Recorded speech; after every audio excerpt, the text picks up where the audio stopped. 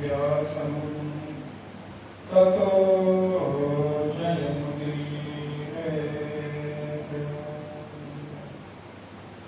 सदाशिवसमारम्भां शङ्कराचार्यमध्यमाम् अस्मदाचार्यपर्यन्तां वन्दे गुरुपरम्पराम्। वागर्धाविव सम्पृक्तौ वागर्धप्रतिपत्तये जगतः पितरौ वन्दे पार्वती परमेश्वरौ। या देवी सर्वभूतेषु स्मृतिरूपेण संस्थिता नमस्तस्यै नमस्तस्यै नमस्तस्यै नमो नमः। वसुदेवसुतं देवं कंसचारूढमर्दनं देवकी परमानन्दं कृष्णं वन्दे जगद्गुरुम्। अज्ञानतिमिरान्धस्य ज्ञानाञ्जनशलाकया चक्षुरुन्मीलितं येन तस्मै श्रीगुरवे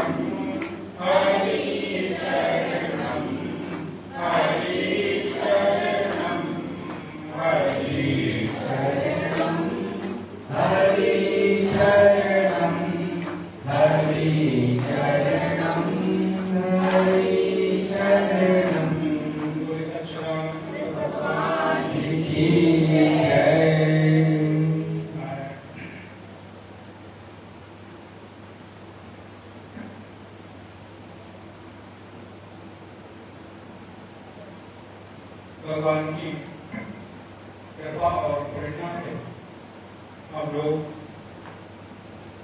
नाथ नगरी बरेली की पवित्र पावन भूमि पर सप्त दिवसीय श्रीमद् भगवद गीता ज्ञान यज्ञ के द्वितीय दिवस की वेला में प्रवेश कर रहे हैं। विश्व हिताय सेवा संस्थान बरेली के तत्वावधान में आयोजित गीता ज्ञान यज्ञ और गीता ज्ञान यज्ञ के भाव को भगवान के चरणों में समर्पित करके अपने जीवन को संतों की सेवा, भक्तों के हृदय में भक्ति का प्रकाश और अपने स्वयं के जीवन के आध्यात्मिक उन्नति की सद्भावना से, सत्संकल्प से बड़े ही प्रिय संतों को अत्यंत आदर और श्री देने वाले हमारे प्रिय श्री अशोक जी की धर्मपत्नी श्रीमती माया जी, उनके दोनों बच्चे और परिवार में आई हुए जितनी भी सगे संबंधी की बहनें हैं, अन्य संबंधी और सब उपस्थित यहाँ पर आसपास से आए हुए जितने भी हमारे भक्तवृंद हैं, आप सभी का अत्यंत सद्भाग्य है कि भगवान श्री कृष्ण के द्वारा उपदेशित श्रीमद् भगवद गीता के अवसर का प्रयोग आपको उपलब्ध हो रहा है। नारायण 7 दिवस में संपूर्ण गीता को तो उपदेशित कर पाना संभव नहीं, लेकिन फिर भी किंचित जो व्याख्याएं हम लोग देख सकते हैं उसको देखने की कोशिश करेंगे। कल आप लोगों ने गीता की भूमिका को देखा। श्रीमद् भगवद गीता क्या है, श्रीमद् भगवद गीता का उद्देश्य क्या है, जीवन में गीता का प्रभाव क्या है और जीवन में गीता की भूमिका क्या है, गीता हमारे लिए क्यों जरूरी है, क्यों मैं श्रीमद् भगवद गीता का अध्ययन करूं। क्योंकि आपको मालूम है इस मनुष्य जीवन में कभी भी कोई भी व्यक्ति बिना किसी उद्देश्य, बिना किसी प्रयोजन के कोई काम नहीं करता। आप तो अपने जीवन को निहारो, देखो, टटोलो, प्रातःकाल उठने से लेकर और रात्रि के सोने तक आप जितने भी कार्य करते हैं, संपूर्ण कार्यों के पीछे का उद्देश्य क्या है। या तो अपना कोई कार्य होगा या फिर किसी और का कार्य होगा। अपना कोई उद्देश्य होगा या फिर किसी दूसरे के लिए आप कर रहे हैं। बिना किसी उद्देश्य के कभी कोई काम नहीं करते, क्योंकि मनुष्य का स्वभाव है प्रयोजन की सिद्धि, उद्देश्य की सिद्धि। तो मैं विचार करूं कि जब रोज के हमारे जीवन का उद्देश्य अपने काम से लेकर समाज के रिश्तेदारों के काम करने तक है, तो नारायण इस संपूर्ण जीवन का, पूरे जीवन का उद्देश्य क्या है, पूरा का पूरा जीवन किन कार्यों में व्यतीत करने के लिए परमात्मा ने हमको ये अवसर प्रदान किया है, इस संसार में 84 लाख योनियां हैं। उन 84 लाख योनियों में कुछ ही जीवों को मनुष्य योनि प्राप्त होती है, नहीं तो कोई जीव जंतु पशु पक्षी कीड़े मकोड़े इत्यादि विभिन्न प्रकार के योनियों में लोग डरते रहते हैं। और नारायण उस योनि से निकलकर मनुष्य की योनि में, मनुष्य के शरीर में हमको आने का अवसर मिला। तो इस संपूर्ण जीवन का उद्देश्य क्या है, लक्ष्य क्या है? गोस्वामी तुलसीदास जी रामचरितमानस में लिखते हैं, कबहु उत्कर्ष करुणा नर देनी, देत ईश बिनु देहु सनेही। कबहु उत्कर्ष करुणा नर देनी। कभी कभी भगवान कृपा करके इस जीव को नर देह देते हैं, अर्थात मनुष्य योनि प्राप्त होती है। तो इस मनुष्य योनि का उद्देश्य क्या है? जन्म लेने का उद्देश्य क्या है?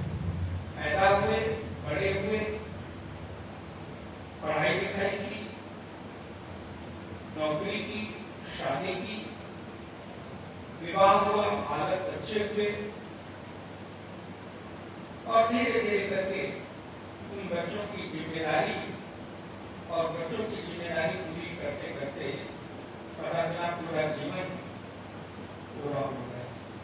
अब कुल मिलाकर कब समय नहीं। पहले हम सोचते थे ये काम करने, तब भजन करेंगे, तब सत्संग करेंगे। उस समय काम के कारण समय नहीं था। और अब बोले अब शरीर से, देह से असक्त हो गए हैं, कमजोर हो गए हैं, इसलिए अब समय नहीं है। हम देखें तो पाएंगे हमारा पूरा का पूरा जीवन इसी चक्र के आसपास बीत रहा है। हम पूरे के पूरे जीवन में इसी एक मकर जाल में उलझे हुए हैं।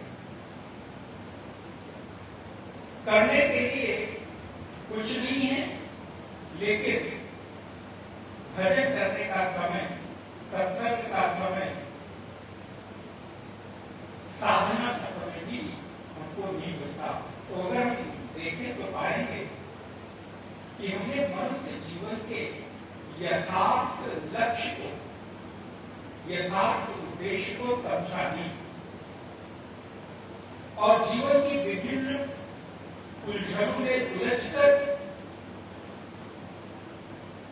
जीवन को यूं ही व्यर्थ गवा दिया। कल मैं आपसे निवेदन कर रहा था,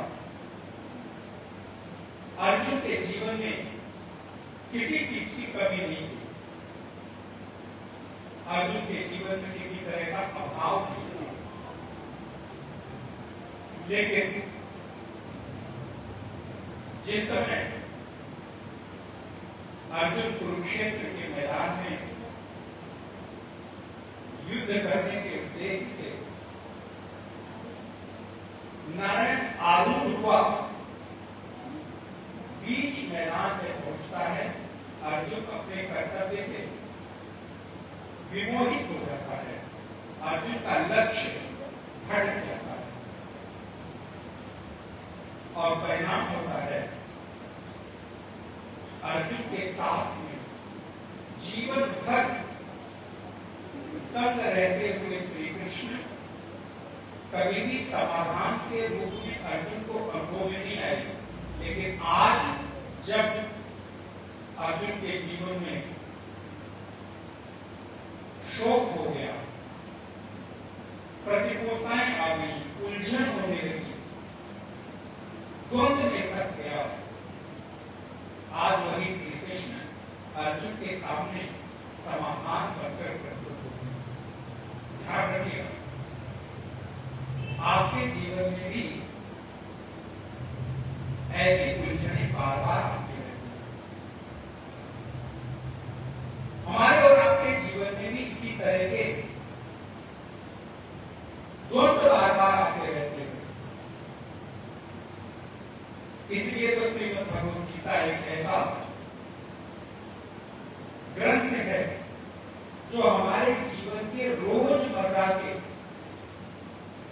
अर्थात नित्य प्रति जीवन के उद्देश्य को कैसे ठीक प्रकार से जिए, किस प्रकार से अपने जीवन की विभिन्न मान्यताओं को ठीक करते हुए मन के भीतर होने वाली शंकाओं को हम समाधान करते हुए आगे बढ़े। इसलिए श्रीमद् भगवद गीता हमारे लिए मानव जीवन का एक शाश्वत संदेश है। मानव जीवन का एक जीवंत जो प्रश्न है, उन प्रश्नों के समाधान को प्रस्तुत करता है श्रीमद् भगवद गीता। आपके जीवन में जितने भी प्रकार के प्रश्न उठ सकते हैं, जितने भी प्रकार की मान्यताएं हो सकती हैं, जितने भी प्रकार की उलझने आपके जीवन में हो सकती हैं, उन समस्त प्रश्नों के उत्तर हमें गीता देती है। और इसलिए अर्जुन कोई एक ऐसा व्यक्ति भर नहीं है जो केवल गीता अर्जुन के लिए, क्योंकि अगर केवल अर्जुन के लिए गीता होती तो फिर गीता में उपदेशित जो भी समाधान है उसका हमसे कोई लेना देना नहीं होता। अगर केवल ये प्रश्न और ये उत्तर अर्जुन के और कृष्ण के होते तो फिर उसका हमसे कोई लेना देना नहीं होता। लेकिन गीता में होने वाले जितने भी प्रश्न उत्तर हैं, ये केवल अर्जुन के लिए नहीं, ये केवल श्री कृष्ण के लिए नहीं, इसका केवल और केवल अर्जुन के जीवन से, अर्जुन के मुंह से मतलब नहीं है, ये तो हमारे और आपके लिए। अर्जुन का प्रश्न केवल अर्जुन का नहीं है, समस्त जीव मात्र का, समस्त मनुष्य मात्र का प्रश्न है। और अर्जुन का प्रश्न क्या है? अर्जुन का पहला प्रश्न है कि प्रभु मैं क्या करूं, मेरे लिए श्रेष्ठ क्या है? बस इतना ही प्रश्न है। मैं ऐसी उलझन में उलझ गया हूं,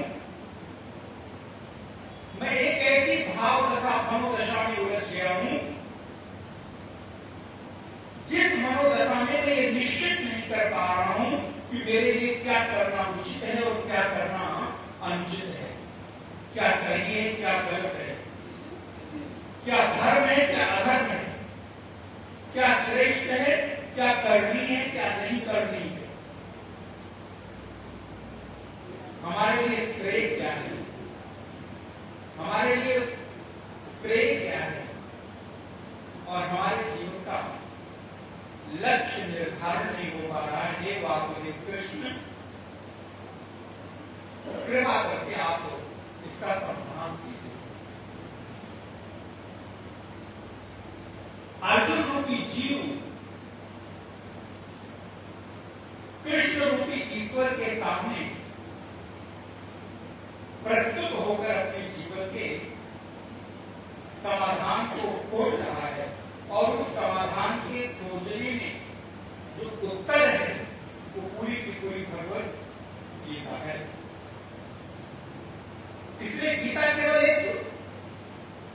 धर्म विशेष का ग्रंथ नहीं है। गीता तो पूरे मानवता के लिए वरदान है, वो चाहे कोई भी क्यों ना हो। संपूर्ण मानव जाति के लिए गीता एकमात्र शाश्वत ग्रंथ है, जिसके माध्यम से व्यक्ति अपने जीवन के लक्ष्य का निर्धारण कर सकता है। गीता को केवल किसी धर्म संप्रदाय तक, किसी एक व्यक्ति तक सीमित कर देना, ये गीता के सार्वभौमिकता का अपमान होगा। गीता की जो मानव मात्र के लिए लक्ष्य है, उसको सीमित कर देना होगा। इसलिए संपूर्ण मानव जाति, हिंदू, मुस्लिम, सिख, ईसाई, ब्राह्मण, क्षत्रिय, वैश्य, शूद्र, कोई भी क्यों ना हो, प्रत्येक व्यक्ति के लिए श्रीमद् भगवद गीता समान रूप से उपयोगी है। वो चाहे कोई भी तो ना हो, वो किसी गुरु को मानता हो, किसी धर्म को मानता हो, किसी संप्रदाय को मानता हो, उसके जीवन का लक्ष्य चाहे जो हो, लेकिन गीता एकमात्र ऐसा शाश्वत ग्रंथ है जो प्रत्येक व्यक्ति के लिए समान रूप से उपयोगी है। वैसे जैसे जल, पानी केवल हिंदू को चाहिए और किसी को नहीं चाहिए, भोजन, वायु, अग्नि क्या किसी एक धर्म विशेष के लिए है? प्रकाश किसी एक को चाहिए कि सभी को चाहिए? चाहे वो छोटा हो तो, बड़ा हो तो, बौद्ध हो तो, जैन हो तो, हिंदू हो तो, जैसे समान रूप से जल, अग्नि, वायु, भोजन, प्रकाश सभी की समान आवश्यकता है, ठीक उसी प्रकार प्रत्येक धर्म संप्रदाय के लिए गीता उतना ही उपयोगी है जितना आपके लिए, हमारे लिए है। यदि गीता के समाधान को जीवन में खोजना हो तो नारायण आपको अर्जुन बनना पड़ेगा। अर्जुन बने बिना गीता आपके लिए किसी काम की नहीं होगी। अर्जुन अर्थात जीव, अर्जुन अर्थात जिज्ञासु, अर्जुन अर्थात मुमुक्षु, अर्जुन अर्थात जीवन की समस्याओं से घिरा हुआ एक ऐसा व्यक्ति जो अपने चारों तरफ से घिरी हुई समस्याओं से निकलकर एक विशेष लक्ष्य की ओर बढ़ना चाहता है। ऐसे जीव का नाम अर्जुन है। अर्जुन अर्थात जो सरल है, अर्जुन अर्थात जो निष्कपट है। इसलिए ध्यान रखना, परमात्मा के सामने वही टिक सकता है जो निष्कपट हो, जो निर्मल हो, जो पवित्र हो, जिसके भीतर किसी भी प्रकार का छल, कपट, प्रपंच, द्वंद्व न हो। ऐसा व्यक्ति ही भगवान के सामने जिज्ञासु बनकर आ सकता है और परमात्मा उसका समाधान करेंगे। जिसके भीतर विभिन्न प्रकार की छल, कपट, प्रपंच है, वो व्यक्ति कभी भी योग के अधिकारी नहीं बन सकता। वो व्यक्ति कभी भी परमात्मा के लायक नहीं बन सकता है। इसलिए अर्जुन अर्थात जिस जीव के भीतर अपने जीवन की समस्याओं से निकलकर एक समाधान खोजने का भाव प्रकट हो जाए, उसको अर्जुन कहते हैं। और गीता की शुरुआत यही से होती है। व्यक्ति की पहली आवश्यकता शरीर के पोषण की है। उसको अन्न चाहिए, वस्त्र चाहिए, मकान चाहिए, घर चाहिए। लेकिन जब व्यक्ति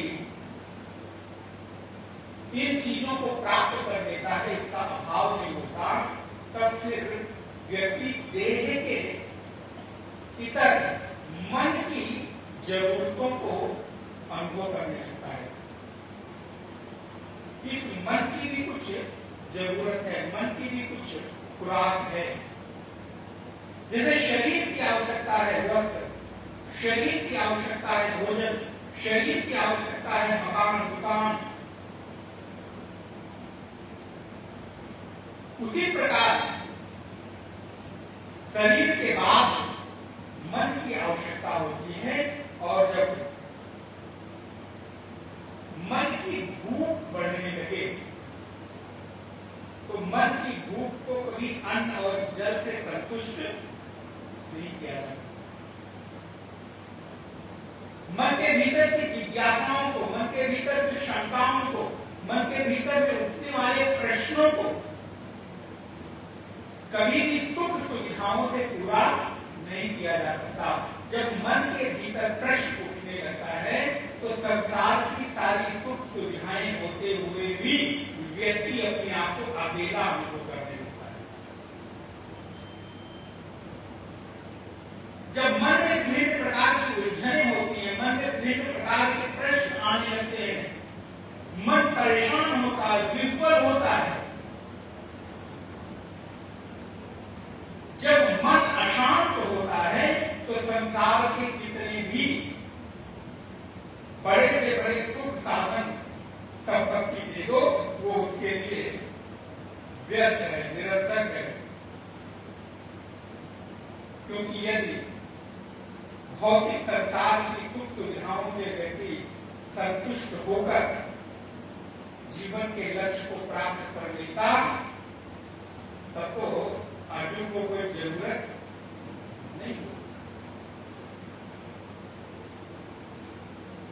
आप लोगों में बहुत सारे लोग होंगे,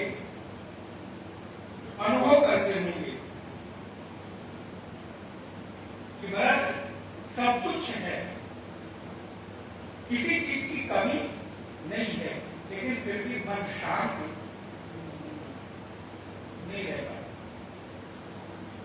मन में विभिन्न प्रकार के द्वंद्व, उलझने, मन में विभिन्न प्रकार की भावनाएं, कल्पनाएं जन्म लेती रहती। इतना सब कुछ होने के बाद आप किस चीज की जरूरत है? आपको रहने की कमी नहीं, भोजन की कमी नहीं, वस्त्र की कमी नहीं, मित्र की कमी नहीं, सगे संबंधियों की कमी नहीं। उसके बाद भी आप अशांत हैं। आपको लगता था मकान नहीं होगा, मकान बन जाएगा तो सुखी हो जाएंगे, अब मकान भी बन गया, सुखी हो गए। आपको लगता था नौकरी नहीं है, नौकरी मिल जाए हम सुखी हो जाएंगे, चलो नौकरी मिल गई, आप सुखी हो गए। अच्छा, अगर आपको नहीं मिली तो जिसको मकान मिल गया, जिसको नौकरी मिल गई, उससे जाकर पूछो जाओगे कि संतुष्ट हो गए, सुखी हो गए। एक समय ऐसा लगता था कि ये नहीं है, ये हो जाए तो सुखी हो जाऊंगा। वैसे ही है जैसे कोई नया फैशन आए, नया डिजाइन का कपड़ा आए और आपने बाजार में लगा हुआ उसको देख लिया, तो जब तक आपको न मिल जाए आपको लगता है कि आपके पास कोई कपड़े नहीं है पहनने के।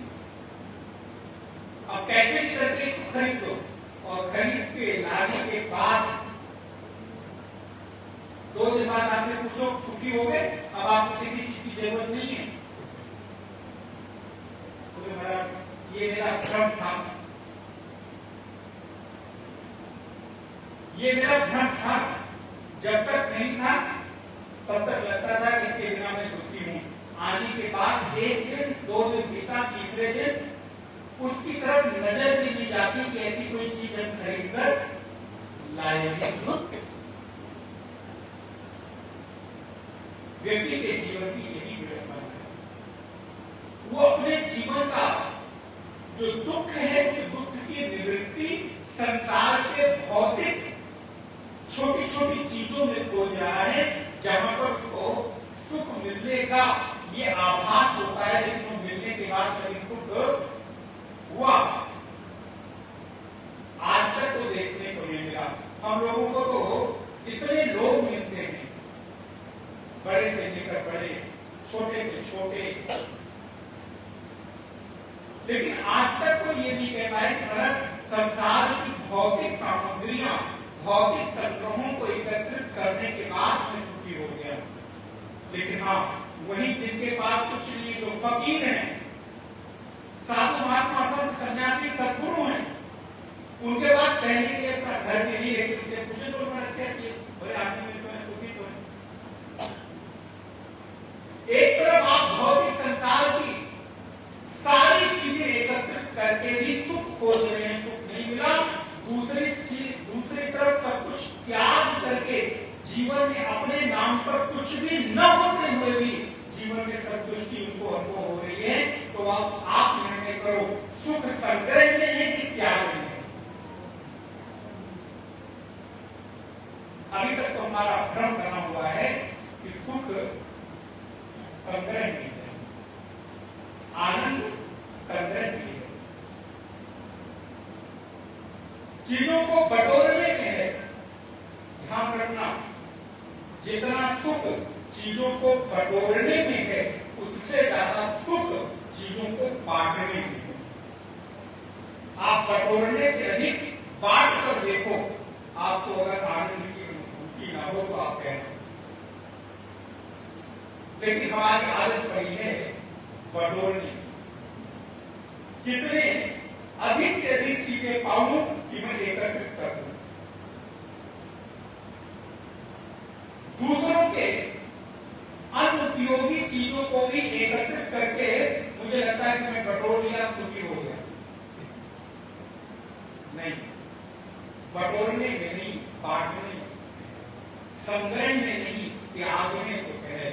और इसलिए गीता का प्रारंभ ही त्याग से होता है, गीता का आरंभ ही योग से होता है।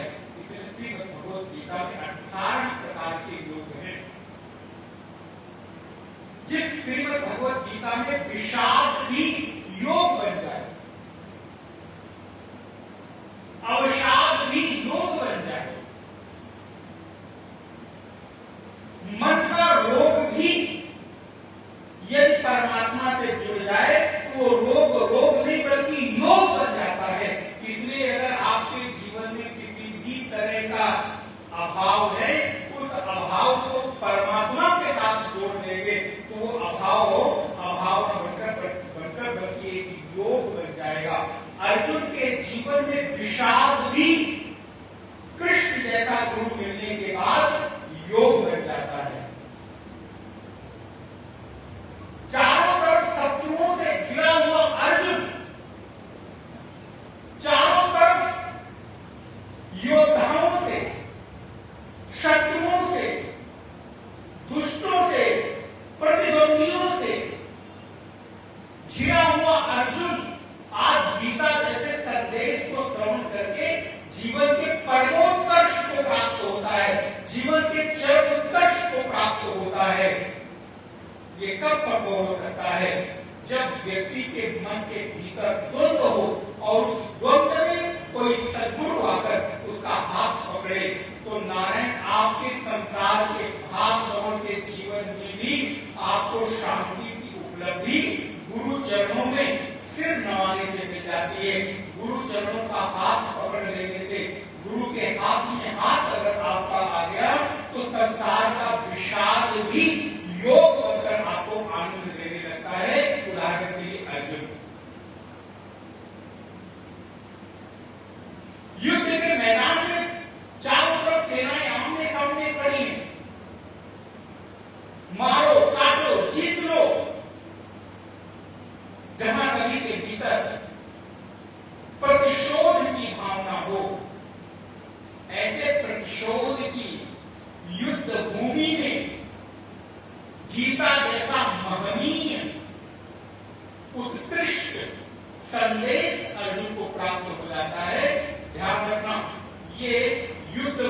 का प्रभाव नहीं है, ये अर्जुन के हृदय का प्रभाव है।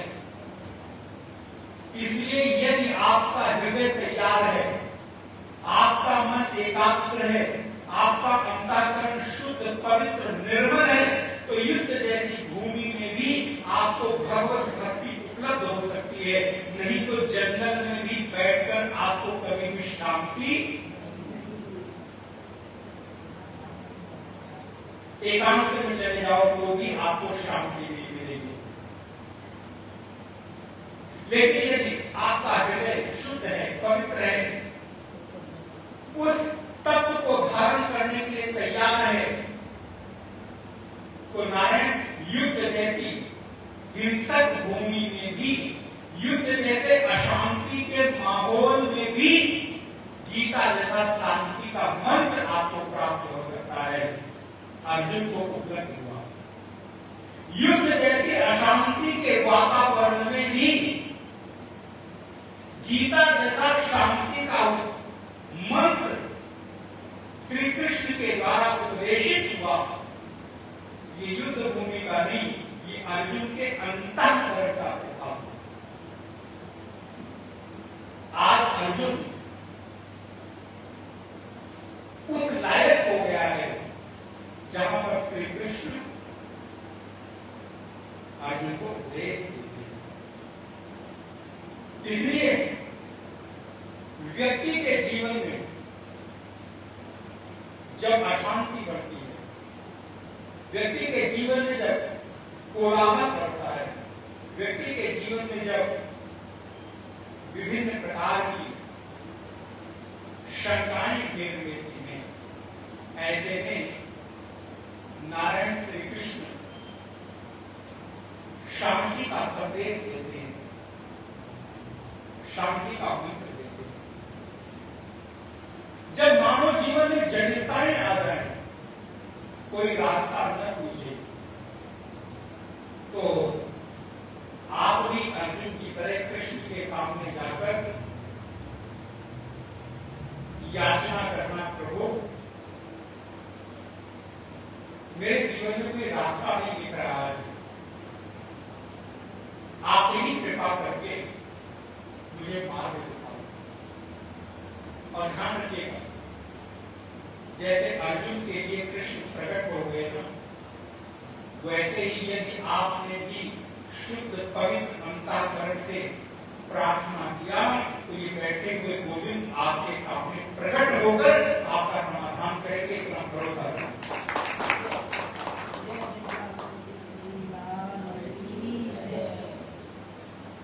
ये तो एक मूर्ति भर नहीं है, ये काष्ठ की, पीतल की बनाई हुई प्रतिमा नहीं है। यदि आप पवित्र अंतःकरण से बैठकर कृष्ण से बात करने का प्रयास करोगे, तो कृष्ण आज भी आपके सामने आपके प्रश्न को सुनकर आपका समाधान देंगे। ये भरोसा रखना, और ये भरोसा अर्जुन के बल पर, कृष्ण के गीता के आधार पर मैं आपको कह रहा हूं। सुनते ही आपको बात करने आना चाहिए। आपको बात करने का अगर तरीका पता है, आपको कृष्ण के साथ संवाद करना यदि आता है, आज भी श्री कृष्ण आपका समाधान करने के लिए तत्पर है। बस मैं ही कृष्ण के सामने जाकर कभी संवाद करने की कोशिश नहीं करता। हम ही संसार के बंधनों में उलझे हुए हैं, हम ही संसार के विभिन्न प्रकार के कार्यों में ऐसे उलझे हुए हैं कि मुझे लगता है कि पहले ये जरूरी है और बाकी चीजें तो बाद में हो जाएंगी। इसलिए आपको लगता है कि कृष्ण को प्रकट होंगे कि नहीं होंगे। आपका ये संदेह ही कृष्ण को प्रकट करने में बाधा है। जिस दिन आपको भरोसा हो गया, उस दिन कृष्ण आपके पूजा घर में साक्षात प्रकट हो जाएंगे। इसमें कभी कोई दो राय नहीं। एक बार की बात है, एक भक्त अपने घर में नारायण पूजा करता था। रोज भगवान को धूप, दीप, नैवेद्य, फल, पुष्प चढ़ाता और आंख बंद करके हाथ जोड़कर भगवान की प्रार्थना करता। लेकिन उसको वर्षों बीत गए, कभी कोई भगवान के होने का अनुभव नहीं हुआ। उसको कभी भगवत अनुभूति नहीं हुई। एक दिन पड़ोस में भी सत्संग हो रहा था, सत्संग सुनने गया तो नारायण सत्संग में बताया गया कि आपकी श्रद्धा नहीं है, ये नहीं है, वो नहीं है, बहुत सारे प्रश्न सुना और सुनते सुनते जो सत्संग कह रहे थे उन्होंने कहा कृष्ण ही एकमात्र ऐसे परमात्मा है जो साक्षात प्रकट हो जाते हैं, उनके लिए किसी विशेष प्रकार की तैयारी की जरूरत नहीं। अब उसके हमने समझे, मैं तो इतने वर्षों से राम जी की पूजा करता हूँ, इसीलिए मुझे लगता है राम जी प्रकट नहीं हो रहे, क्योंकि राम जी के लिए बहुत सारी मर्यादाएं हैं। क्योंकि राम कौन है? बोले मर्यादा पुरुषोत्तम, और कृष्ण बोले लीला पुरुषोत्तम। और नारायण शायद काल कथा सुन के आया ना और सोया प्रातः काल पूजा करने लग गया, तो उसको कथा की बात याद आ गई और उसने राम जी को मंदिर से निकाला और ऊपर आरमान करते बोले बैठो, तुम आज तक हमसे प्रकट नहीं हुए, बात नहीं करते, तुम्हारी पूजा नहीं करेंगे। और नारायण कृष्ण जी की एक मूर्ति लाकर मंदिर में रखकर धूप जलाने लगा, अगरबत्ती। और जब अगरबत्ती जलाए तो अगरबत्ती का धुआं उठा और सीधे ऊपर राम जी के नाम की ओर जाने लगा। उसको बड़ा गुस्सा आया। नारायण आरती करने वाले रुई निकाला और उठा के राम जी की नाम की ओर बोले हम अपने कृष्ण के लिए धूपबत्ती जला रहे और तुम उसको सुनने जा रहे। और उठाकर राम जी की नाक में टूट दिया। बोले हमारे कृष्ण का धुआं आपको, हम कृष्ण के लिए जलाए। और इतना करके अभी वो प्रणाम ही कर रहा था, उतने में परमात्मा श्री राम प्रकट हो गए। बोले ये क्या कर रहे हो? मेरे नाक में रुई फूट जाती है, आपको सुगंध नहीं मिल रही। बोले कौन हो तुम? बोले मैं राम जी को इतने वर्षों से तुम पूजा करते रहे। बोले नहीं, तुम राम नहीं हो सकते, इतने साल से हम पूजा कर रहे हैं, तब तो आप आए नहीं। और आज जब उठाकर अलमारी के ऊपर रखे नाक में रुई डाल दिया तो तुम प्रकट होकर आए हो। परमात्मा श्री राम मुस्कुराए, बोले भक्त यही भरोसा जो तुझे आज हुआ कि तेरे द्वारा दिए जाने वाले फल, पुष्प, भोग, आरती, धूप, दीप को मैं ग्रहण करता हूँ, इतना भरोसा अगर आज के पहले तुझे हो जाता तो मैं उसी दिन प्रकट हो जाता। लेकिन तुझे आज ये भरोसा हुआ कि राम साक्षात तेरे द्वारा दिए गए धूप दीप को ग्रहण कर रहे हैं, ये तुम्हारे भरोसे ने हमको ग्रहित कर दिया। अभी तक तो तुम केवल दिखावटी में धूप जला दिए, दीप जला दिए, भोग लगा दिया, पुष्प चढ़ा दिया, नैवेद्य चढ़ा दिया, लेकिन आज तुमने सच में ये भरोसा किया, ये मन के भीतर तुम्हारे दृढ़ भाव जागृत हुआ कि तुम्हारे द्वारा जलाई गई जो धूप बत्ती है, दीप है, उसका सुगंध और उसका धुआं मैं ग्रहण करता हूं। तो ये जो भरोसा है, एक आस, एक भरोसा, एक जीवन में प्रतिज्ञा जब जागृत हो जाए तो नारायण परमात्मा को वही प्रकट हो जाए। अर्जुन के साथ श्री कृष्ण वर्षों से रह रहे हैं, लेकिन आज तक कृष्ण के जीवन में कभी भी अर्जुन के प्रश्नों का उत्तर देने का भाव जागृत नहीं हुआ। लेकिन आज युद्ध के मैदान में जहां चारों तरफ अशांति, कोलाहल, हिंसा, प्रतिशोध की भावना, मारो काटो, घोड़ों के पिनहाने की आवाज, सैनिकों के पद से उठने वाली धूल आकाश को धूल दूषित कर रही है। ऐसे विपरीत परिस्थिति में भी, ऐसे अशांति के वातावरण में भी कृष्ण जैसा गुरु अर्जुन को गीता का, शांति का संदेश देता है।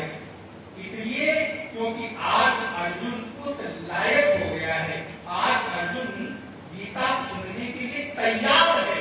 इसलिए नारायण ध्यान रखना, परमात्मा के प्रकट होने में देरी नहीं है, देरी है आपकी तैयारी में। जिस दिन आप तैयार हो जाओगे, परमात्मा उस दिन आपके सामने प्रकट हो जाएगा। आप तैयार होके तो देखो, कृष्ण साफ साफ कह रहे हैं, लेकिन कभी अर्जुन के मन में कृष्ण के प्रति गुरु भाव जागृत नहीं हुआ। अर्जुन शोक में है, चिंता में है, अवसाद में है, डिप्रेशन, डीप डिप्रेशन में है। उसको कुछ पता नहीं चल रहा है क्या करूं और क्या न करूं। जैसे डिप्रेशन में आने के बाद व्यक्ति उलूल जुलूल बकता है, कुछ भी कहता है, कुछ भी बोलता है, कुछ भी उठा के करने लगता है। ऐसे ही आज अर्जुन की स्थिति है। अर्जुन को भी ये पता नहीं चल रहा है मैं क्या करूं क्या न करूं। और गीता के पहले अध्याय के अंतिम श्लोक देखिएगा, विसिद्ध सफरम चाप शोक समृद्ध मानस, रथ के पिछले हिस्से में जाकर अर्जुन अपने धनुष बाण को छोड़कर, जिस धनुष बाण को अर्जुन अपने जीवन में सबसे अधिक प्यार करता था, सोते उठते बैठते अर्जुन कभी भी अपने गांडीव को छोड़ता नहीं था, अपने धनुष को छोड़ता नहीं था, सोते समय भी बगल में रहता था। ऐसे गांडीव को, ऐसे धनुष को छोड़कर रथ के पिछले हिस्से में जाकर किसी स्थिति में बैठ गया, बोले शोक संविघ्न मानसम।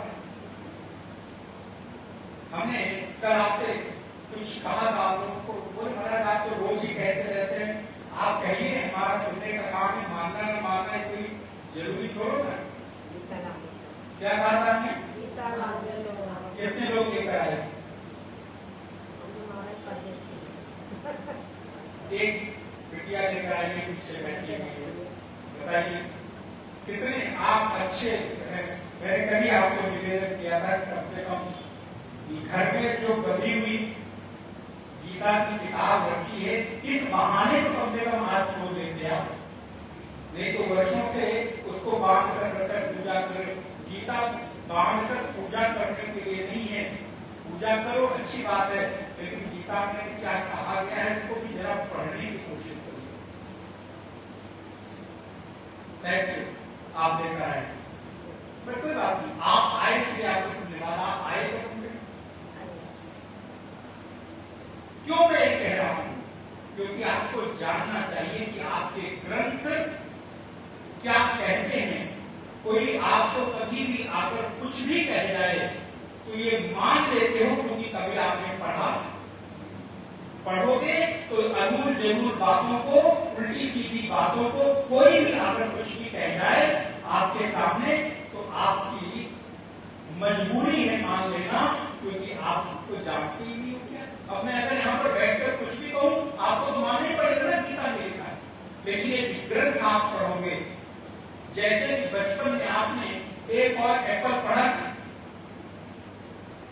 अब अगर कोई आपको ए फॉर एप्पल की मीनिंग कुछ और समझाने की कोशिश करे तो आप मानोगे? नहीं मानोगे। क्यों?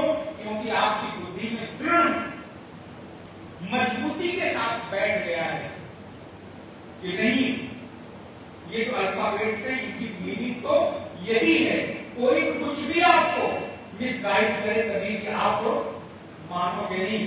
ठीक इसी प्रकार मेरी माताओं बहनों भाइयों, आपसे निवेदन है कि आप कम से कम ग्रंथ को पढ़ो, तो समाज में फैले हुए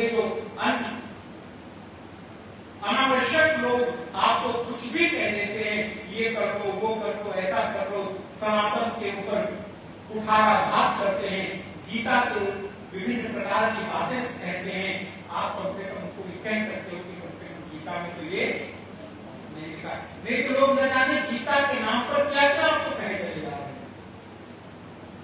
इसलिए उस ग्रंथ का कभी अध्ययन स्वाध्याय नहीं करें। आज अर्जुन रथ के पिछले हिस्से में आप जाकर जरा खोल कर देखना, गीता के पहले अध्याय का 47वां श्लोक भगवान श्रीमद् भगवत गीता में कहते हैं। मैं जानबूझकर ग्रंथ लेकर आया हूं आपको दिखाने के लिए कि आपको प्रेरणा मिले कि केवल और केवल सुनने भर से काम नहीं चलता। जीवन में जो ग्रंथ में लिखे हैं आपके, उसको आप पढ़िए, ये आपका कर्तव्य है।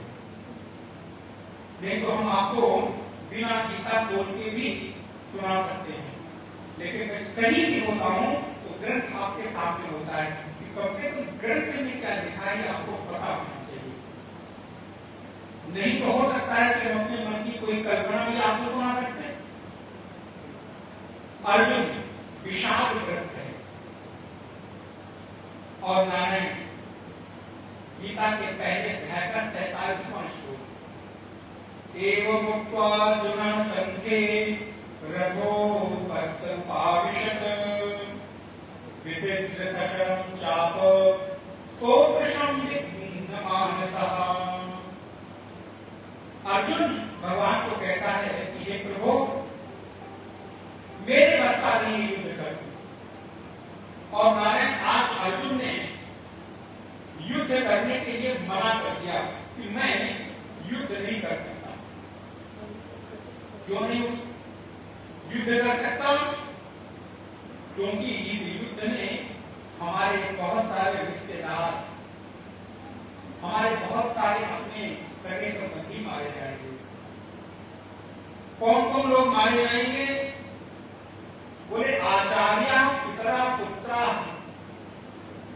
तथैव च पितामहः मातुला ससुराः पौत्रा श्याला संबन्धिनस्तथा एतान् हन्तुम् इच्छामि घ्नतोऽपि मधुसूदनः अपि त्रैलोक्यराज्यस्य हेतु किं मयि कृते। अर्जुन कहता है, प्रभु मैं युद्ध नहीं करूंगा। क्यों नहीं करोगे?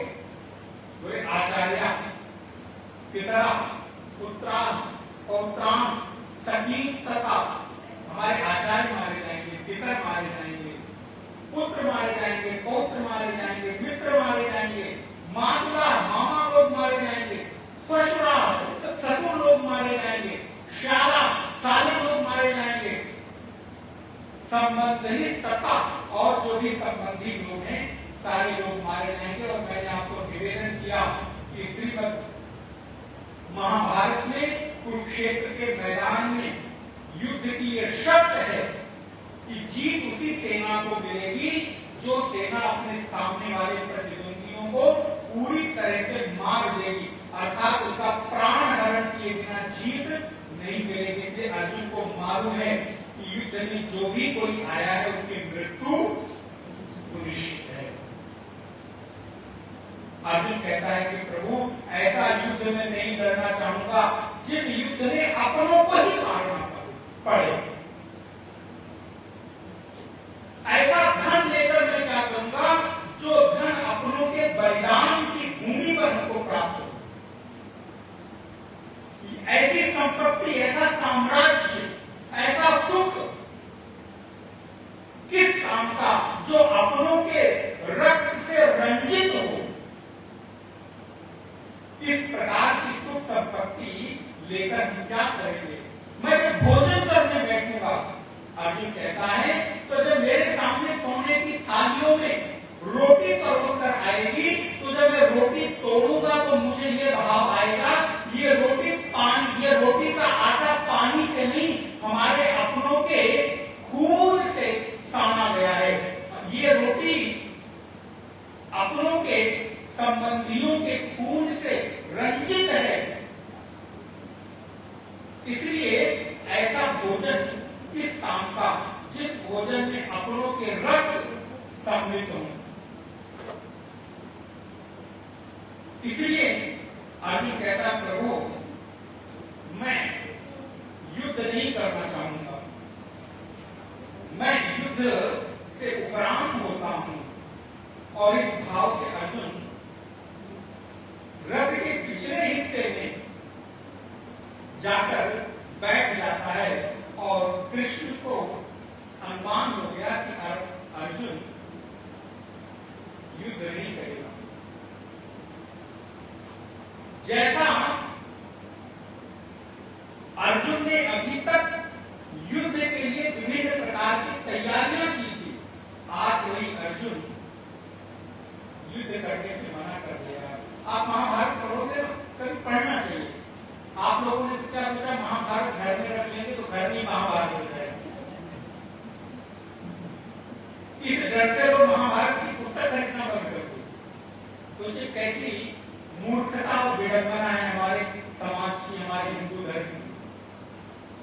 जिस महाभारत का एक छोटा सा भगवत गीता कुल 18 अध्याय, उसका इतना महनीय ग्रंथ आपके जीवन के भीतर अमूलचूल परिवर्तन कर सकता है। उस पूरी की पूरी महाभारत के रखने से आपके घर में महाभारत, अरे भैया महाभारत नहीं रखोगे तब महाभारत हो जाएगी। अच्छा आज महाभारत घर में नहीं है तो क्या नहीं हो रही है क्या? तो जब घर में महाभारत होनी ही है तो महाभारत रखे ही महाभारत करो, बिना रखे क्यों कर रहे?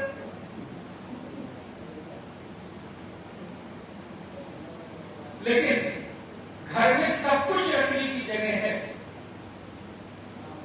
इतनी फर्नीचर, इतने सोफे, इतने बेड और इतने फ्रिज और कूलर लाके रख लेंगे कि घर में पैर रखने की भी जगह ना हो, इधर उधर गिरने डुलने की भी जगह ना हो, झाड़ू भी लगाने की जगह नहीं होगी, लेकिन वो लाके रख लेंगे। लेकिन 2-4 किताब जो घर में जगह नहीं, क्या करें, कहाँ रखें? आलतू फालतू का कूड़ा करकट इकट्ठा करने के लिए घर में कुछ जगह है, असल में आपके हृदय में जगह नहीं है, इसलिए आप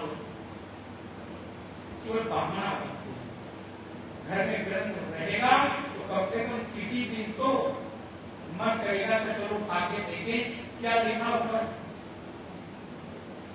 बोले महाराज गीता रखी लाल कपड़े में लपेट के, उसको तुम देखते नहीं, महाभारत और भागवत पढ़ेंगे।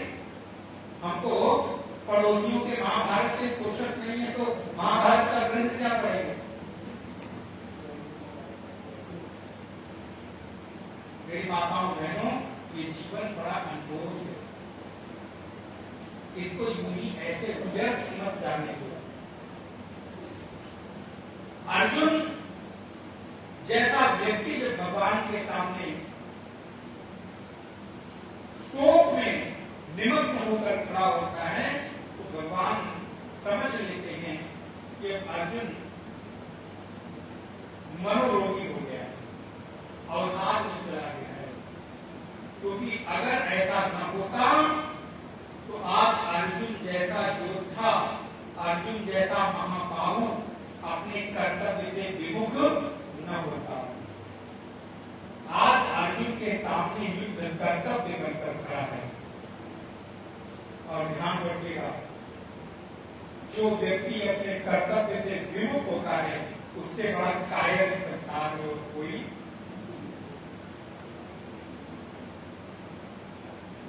अपने कर्तव्य से विमुख होने वाला व्यक्ति डरपोक है, कायर है, भगोड़ा है, बीमार है। अर्जुन अवसाद की स्थिति में खड़ा होकर और युद्ध नहीं करूंगा ये प्रतिज्ञा कर लेता है। लेकिन नारायण, बीमारी कितनी भी जटिल से जटिल क्यों ना हो, लेकिन यदि डॉक्टर वैद्य अच्छा मिल जाएगा तो आपकी छुपी हुई अंदर की बीमारी भी ढूंढ लेता है और उसका निदान कर देता है।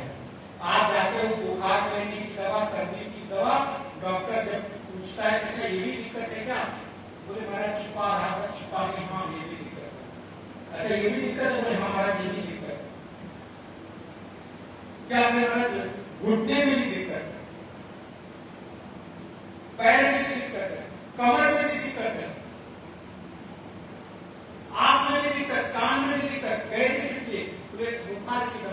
गए थे, लेकिन डॉक्टर वैद्य जो है वो अच्छा था।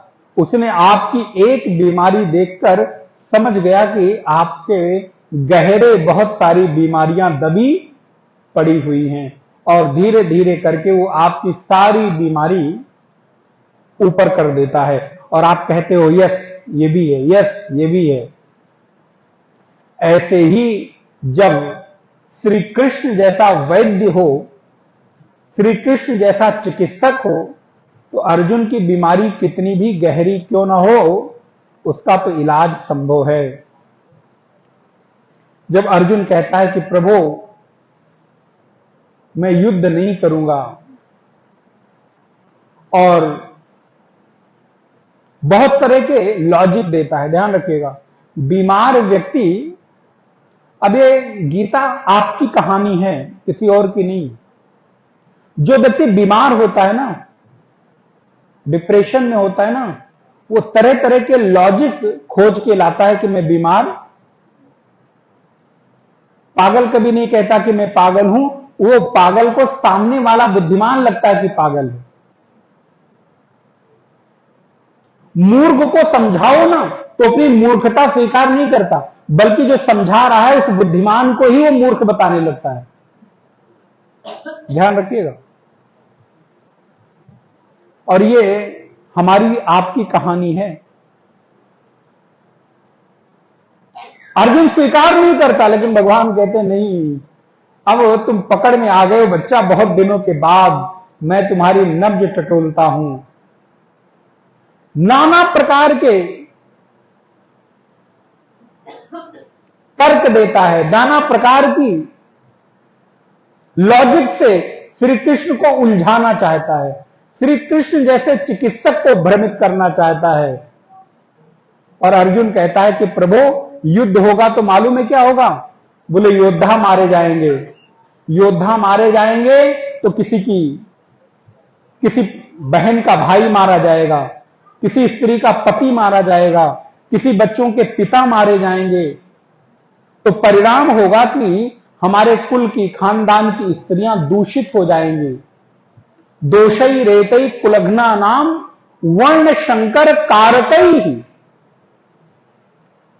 और जब समाज में पुरुष नहीं रहेंगे तो स्त्रियां दूषित हो जाएंगी, और फिर परिणाम होगा कि समाज में नारायण, जो कुल में उत्पन्न होने वाले बच्चे हैं वो दूषित बच्चे पैदा होंगे, शांकरी पैदा होंगे, कुल शंकर पैदा होंगे। कुल शंकर का तात्पर्य होता है कि जो दूषित तरह से जीवन में जन्म देते हैं, इस तरह के लोग जन्म लेंगे। और जब ऐसे लोग जन्म लेंगे तो ऐसे संतान से कभी पितर लोग जल ग्रहण नहीं करते हैं। और फिर हमारे यहां जो पितृ पक्ष में पिंडदान की क्रिया है, लुप्त पिंडोदक क्रिया, और फिर धीरे धीरे पिंडदान की क्रिया, पिंडोदक आदि क्रियाएं लुप्त होने लगेंगी।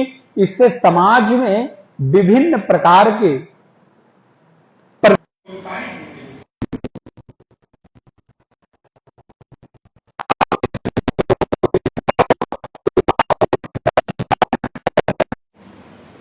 जहां आप अपने पितरों के निमित्त जल दान करते हो, भोजन दान करते हो, अन्न वस्त्र दान करते हो, पिंड आदि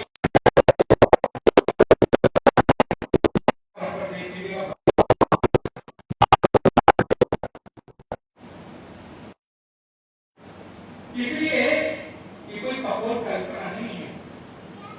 अभी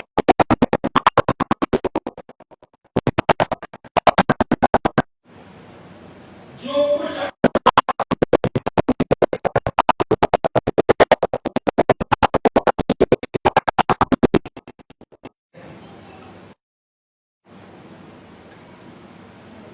जब आप उनको श्रद्धापूर्वक जल देते हो, अन्न देते हो, पिंड देते हो, ये आपकी क्रिया श्राद्ध कहलाती है।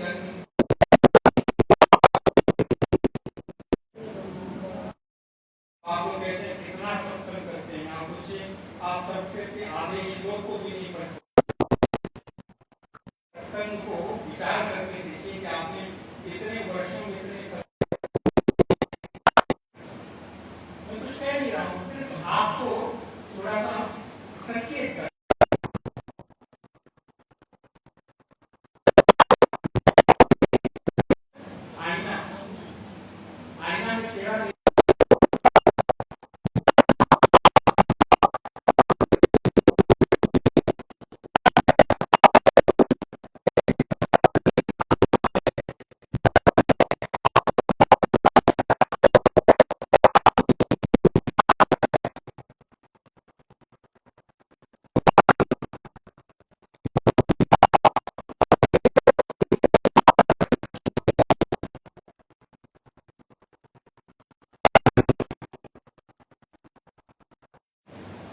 कहता है कि प्रभु मैं युद्ध नहीं करूंगा। भगवान को ये बात समझ आ गई कि यदि ऐसे तैयार नहीं होगा तो जो उचित डॉक्टर होता है, वैद्य होता है, उसको पता है कौन सी गोली, कौन सी दवा इसको क्या काम करेगी। और नारायण गीता के दूसरे अध्याय के तीसरा श्लोक घर पे लाकर देखिएगा, वहां पर भगवान ने अर्जुन को दवा नहीं दी, इंजेक्शन लगाया। बोले महाराज जो समझ इंजेक्शन, बोले हाँ। और इंजेक्शन कैसा है? शब्दों का इंजेक्शन।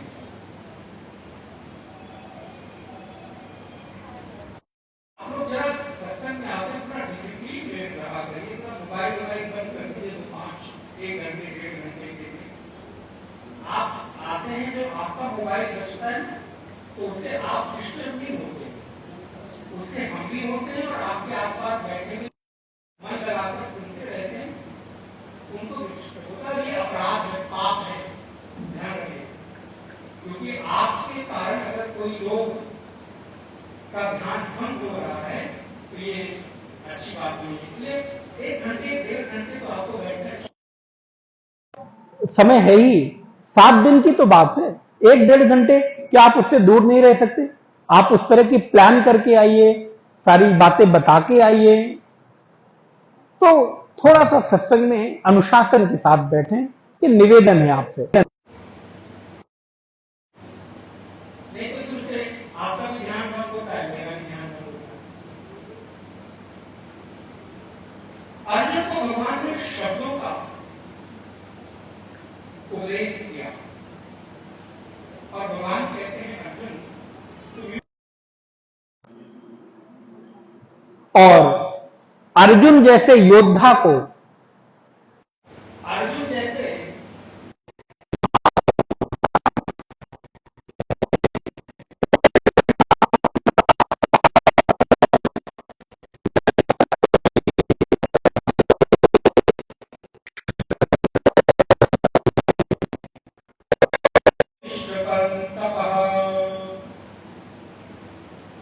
करेंगे तीसरा श्लोक। अरे अर्जुन, तुम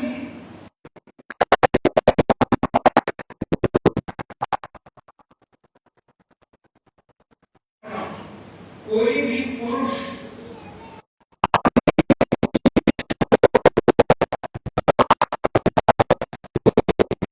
उसको नपुंसकता के शब्द से संबोधित करो तो उस पुरुष के अपने जीवन के स्वाभिमान पर बात आ जाती है कि मुझे नपुंसक कैसे कह सकते। लेकिन भगवान कृष्ण अर्जुन जैसे योद्धा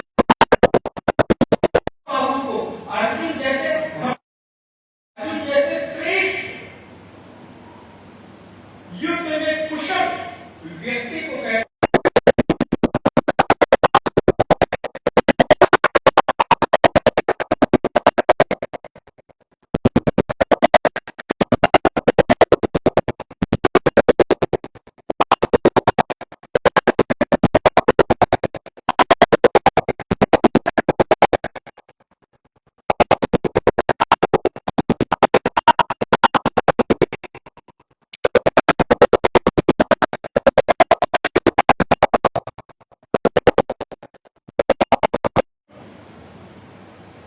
और तुम युद्ध करो।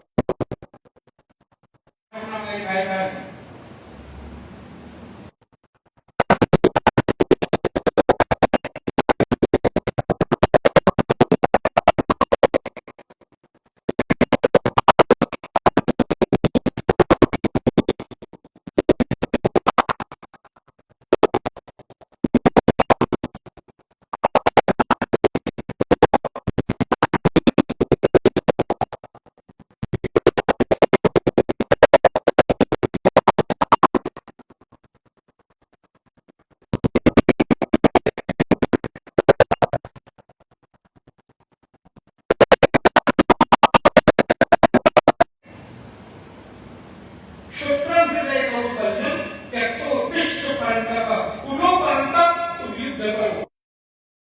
है।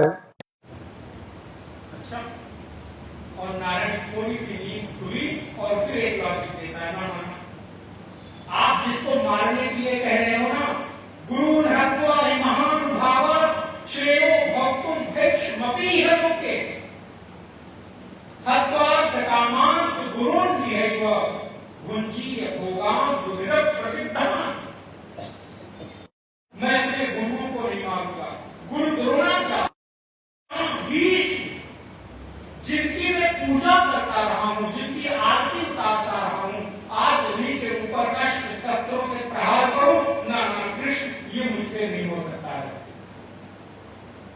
ये सब तो पूजा के योग्य है, ये सब तो आदर के योग्य है।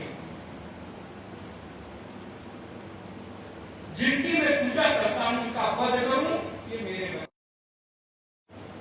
मुझे पूरे कौरव वंश को मारकर साम्राज्य मिल जाए, मैं उसकी इच्छा नहीं करता। गुरु हत्वाई महानुभाव श्रेयो भक्तुम भिक्षमपि लोके। मैं नहीं चाहता इन अपनों को मार राज्य भोगूं। न चैतत विधवा कतरनो गरियो यद्वा जयेम यद्वा नो जयेम। मुझे नहीं पता याने हत्वा धर्मी विषामः ते वस्थिता प्रमुखे धात्र राष्ट्रा यद्वा जयेम यद्वा नो जयेम। वो जीतेंगे कि मैं उनको जीतूंगा, ये मुझे नहीं पता है। न चाहे एतद विधवा कतरनो गरियो, मैं इन लोगों को मारकर पूरी की पूरी भूमि का शासक बनकर, राजा बनकर, खून से रंजित संपत्ति और साम्राज्य देकर मैं क्या करूंगा?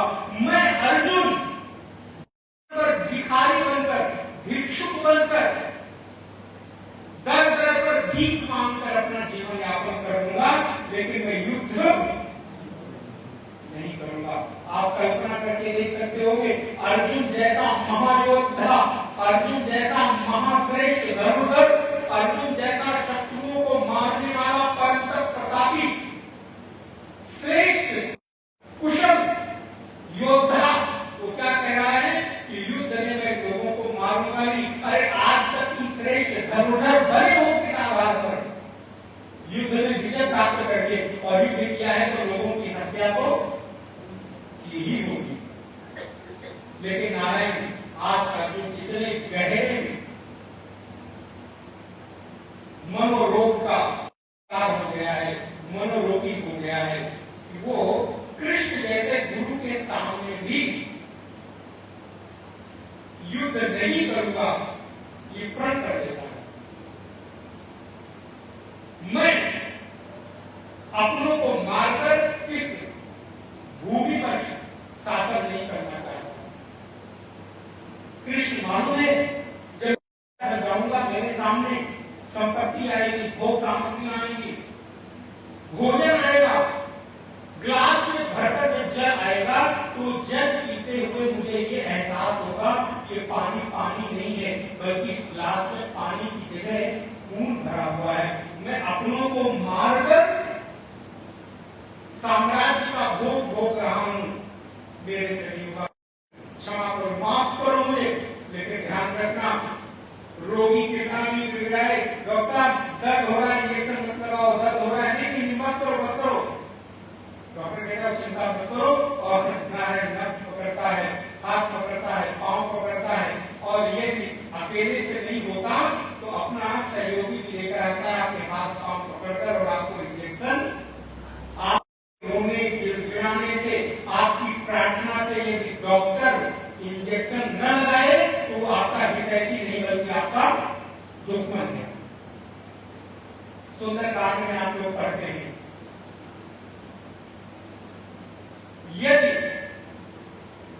3 लोग हित की बातें करने लगे तो वो आपके दुश्मन हैं, हितैषी नहीं। कौन कौन लोग? सचिव वैद्य गुरु तीन जो,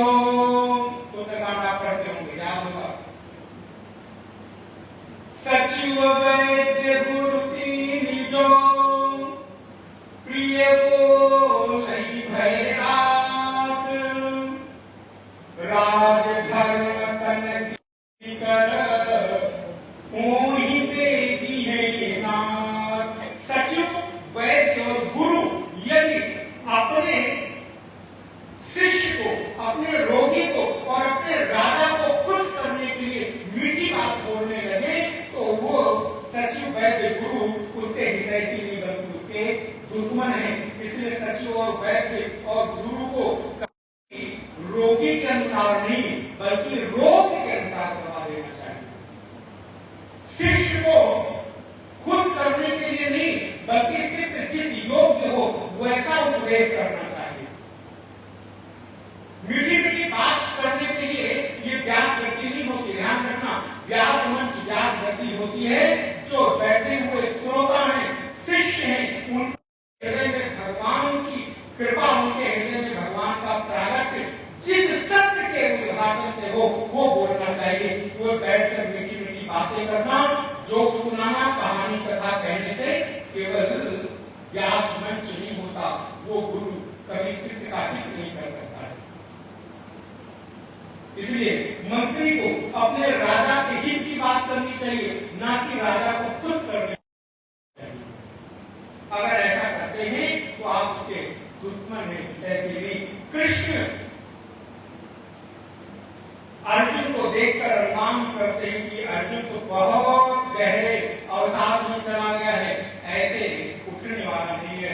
और नारायण अर्जुन को फिर एक भगवान छोटा सा उपदेश करते हैं। भगवान कहते हैं तू श्रेष्ठ है, धनवंत है। तूने अभी तक इतने सालों तक युद्ध करने की तैयारी की और आज युद्ध का समय आने पर तुम युद्ध नहीं करूंगा। क्यों? अपने लोग मारे जा रहे हैं इसलिए, क्योंकि युद्ध में अपने और पराये नहीं देखे जाते हैं। युद्ध का ही लक्ष्य होता है विजय। अगर युद्ध में अपने और पराये को देखोगे तो कभी भी शासन सत्ता नहीं चलाई जा सकती। इसलिए शासक के लिए सारे लोग एक जैसे होते हैं।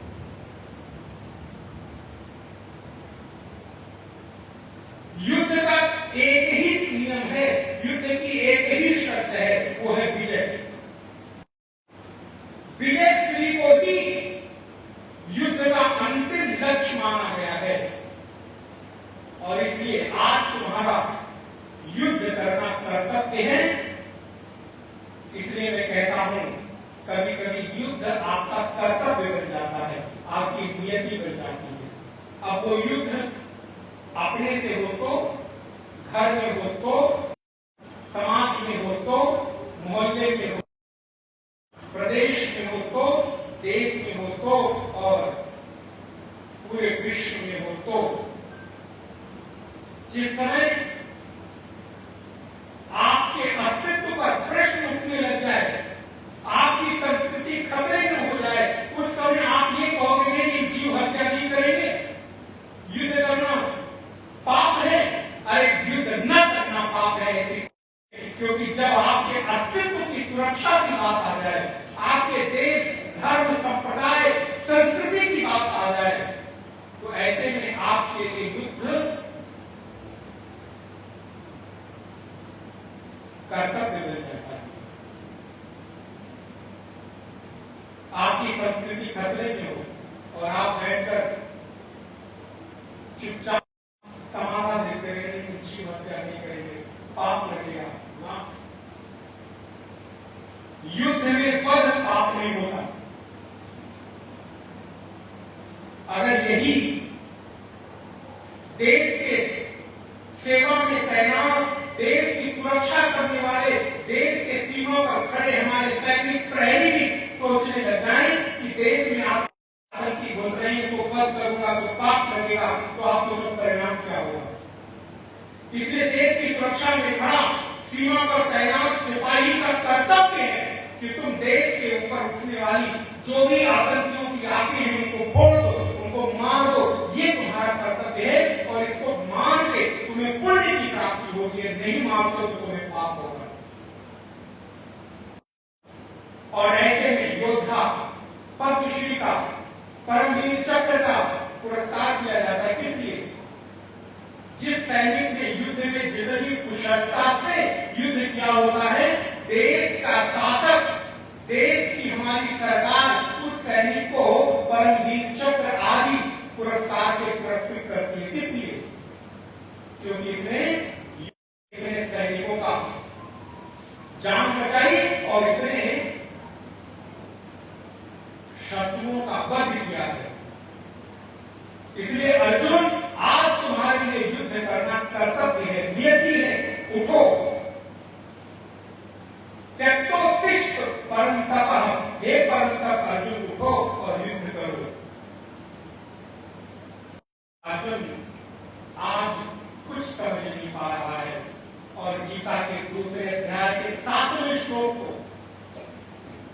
पढ़िएगा। अर्जुन भगवान के सामने हाथ जोड़कर बैठा हुआ है। हर जगह वही चित्र लगते हैं। अर्जुन के मुद्रा हाथ जोड़कर बैठा हुआ है और परमात्मा कृष्ण के समक्ष कहता है। 7वां श्लोक बहुत महत्वपूर्ण है, जाइएगा, पढ़िएगा, अंडरलाइन करिएगा, किताब में नहीं, मन में। किताब में तो अंडरलाइन कर देंगे, फिर आप अपने में मान के रख देंगे, लेकिन मन में अंडरलाइन करके रखेंगे तो वो आपको पता चलेगा कि अर्जुन भगवान के सामने प्रार्थना करता है। तो आप लोग पुस्तक लाए होते तो आपको पढ़ाते, हमारी परंपरा तो यही है, लेकिन फिर भी मैं बोल रहा हूं आपको।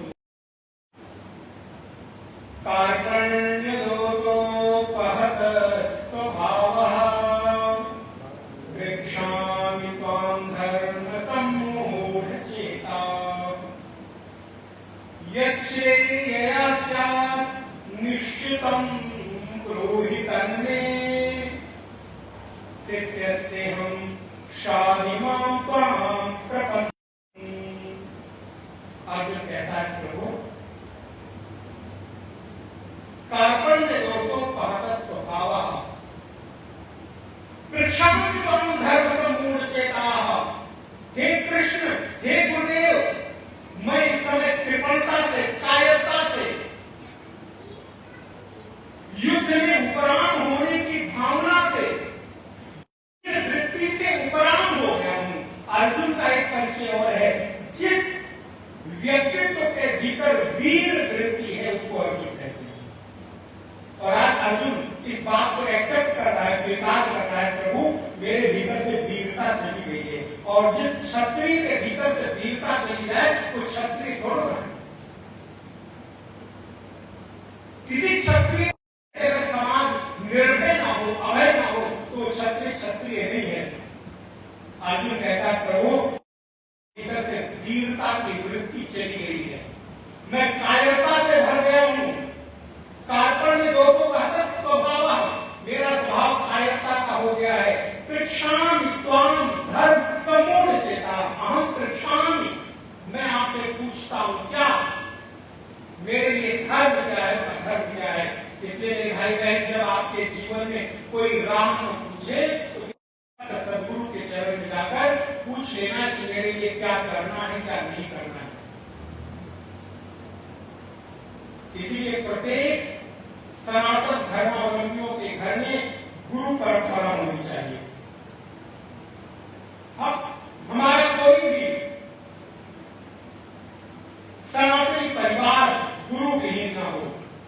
प्रत्येक परिवार कोई न कोई गुरु परंपरा, आप किस गुरु को मानते हैं, किस संप्रदाय को मानते हैं, वो आपके ऊपर स्वतंत्रता है, लेकिन आप किसी न किसी गुरु से जरूर संबंध रखें, किसी न किसी गुरु के साथ जरूर संपर्क में रहें। गुरुवाणी में बड़ी सुंदर बात कही गई कि व्यक्ति को मनमुखी नहीं गुरुमुखी होना चाहिए।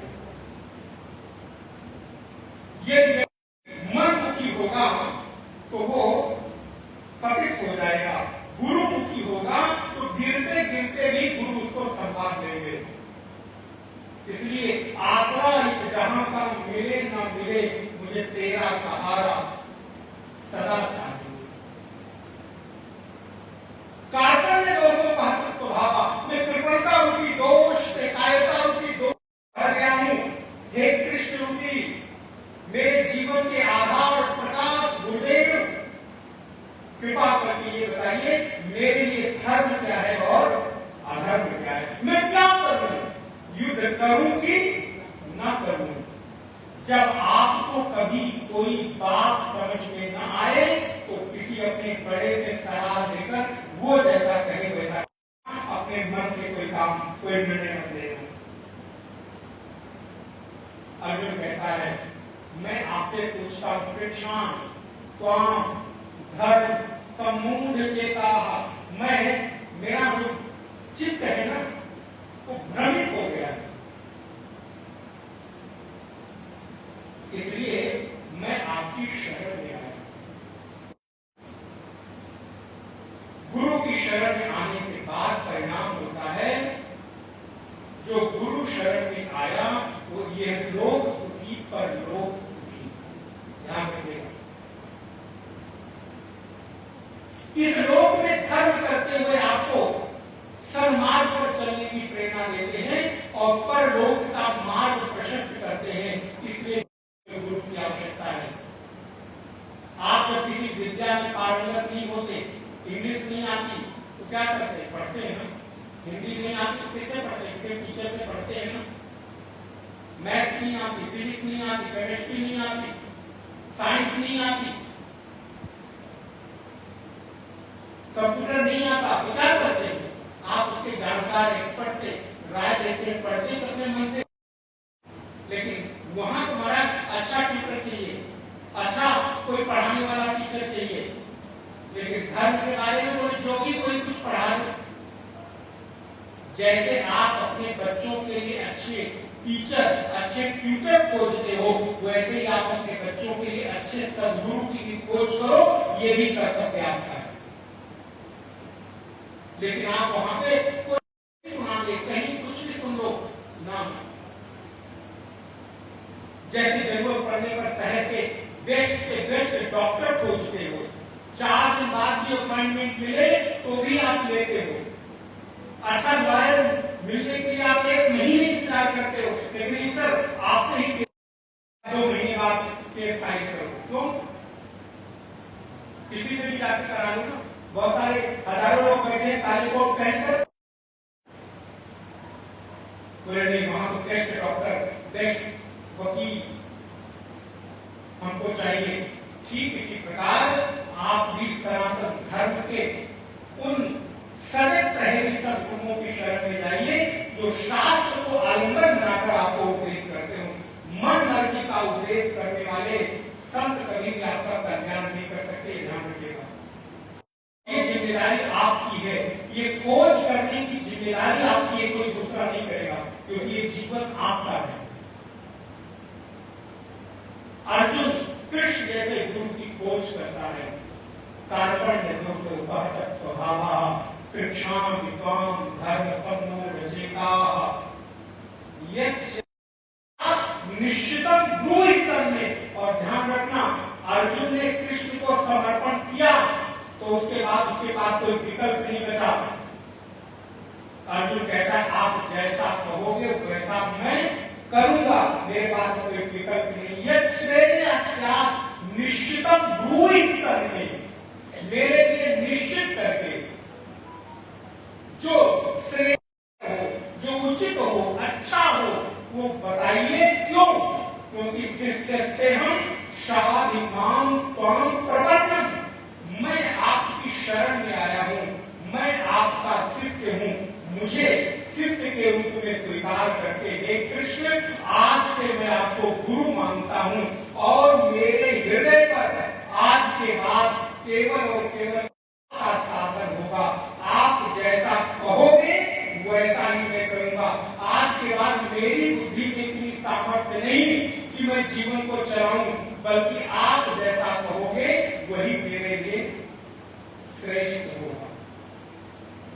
अर्जुन ने प्रार्थना की है और आज इतने वर्षों के बाद कृष्ण को के रूप में अर्जुन ने स्वीकार किया है। इसलिए ध्यान रखना मेरे भाई बहन, गुरु और शिष्य के संबंध में पहली स्वीकृति शिष्य की होती है कि जो गुरु को कहता है कि गुरुदेव मैं आपको गुरु के रूप में वर्ण कर रहा हूं।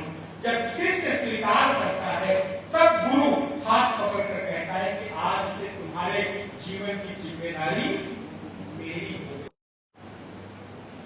उपनिषद कठोपनिषद की श्रुति कहती है नायम आत्मा प्रवचनेन लभ्यः न मे धयाना बहुना श्रुतेन यमे वैश वृणुते तेन लभ्यः तस्यैष आत्मा वृणुते तमुं स्वामी।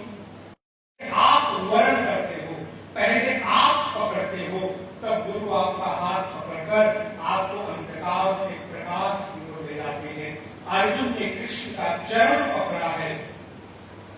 आज से आप मेरे रिश्तेदार नहीं हो, आज से कृष्ण सब संबंध भूलकर मैं केवल और केवल आपको गुरु के रूप में स्वीकार करता हूं।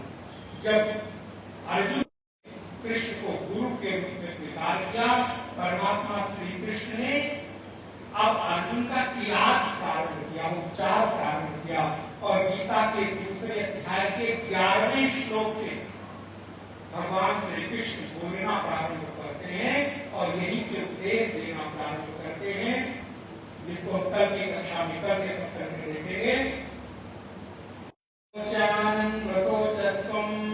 प्रज्ञा वारांश भासते गतासून गतासूष नाम सोचन्ति पंडिता। जो पंडित लोग हैं वो कभी शोक नहीं करते। इसका कल की कक्षा में करके सकते हैं। भगवान का नाम स्मरण, आरती और कृष्ण। गोविंद मेरो है, गोपाल मेरो है, गोविंद मेरो है, गोपाल मेरो है, गोविंद मेरो है, गोपाल मेरो है, गोविंद मेरो है, गोपाल मेरो है। प्रीता के बिहारी नंदलाल मेरो है, प्रीता के बिहारी नंदलाल मेरो है, गोविंद मेरो है, गोपाल मेरो है, गोविंद मेरो है, गोपाल मेरो है। वो ब्रज को बसैया ब्रजराज मेरो है, वो ब्रज को बसैया ब्रजराज मेरो है, वो रास रचैया रसराज मेरो है, रास रचैया रसराज मेरो है, गोविंद मेरो है, गोपाल मेरो है, गोविंद मेरो है, गोपाल मेरो है, नंदलाल मेरो है, लाल मेरो है, गोपाल मेरो है, गोपाल मेरो है। श्री कृष्णचंद्र भगवान की जय, माता की जय, रघुनाथ महाराज की जय, सत्य सनातन धर्म की जय, धर्म की जय हो, अधर्म का नाश हो।